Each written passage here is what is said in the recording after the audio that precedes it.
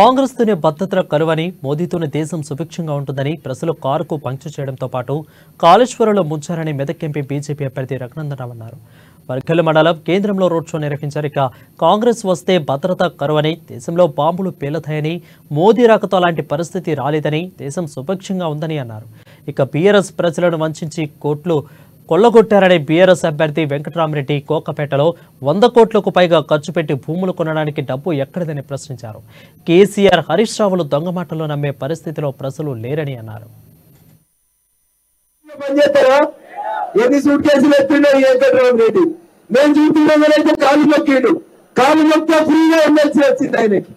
ఇప్పుడు ఎప్పుడు 100 కోట్లు ఇస్తా మీరు అన్ని కారాలు 2021 వెంకటరామరెడ్డి ఎమ్మెల్సీ, కలెక్టర్ గారు ఎమ్మెల్సీ, 3 ఏళ్ళు అయింది దగ్గర ఎమ్మెల్సీ అయి ఎప్పుడైనా వచ్చినావా? వర్గాలు వెలికలు వచ్చినా కలెక్టర్ అంటే ఆడుంటారు, గడ ముందుగా సోదరులు ఉంచుంటారు, ఒక్కొక్కరిని పిలిచి బెదిరించి భూముల మీద సంతకాలు పెట్టించుకుంటాడు. ఆడుకోట మురిగి ఉంటాడు, మంచిగా ఊరింది, అవసరం ఉంటే పెట్టుకోగానే ఎయ్యింది, తినుండ్రి, తాగుండ్రి, ఊరిండ్రి, పోరాటాలకు మాత్రం అడగకుంది.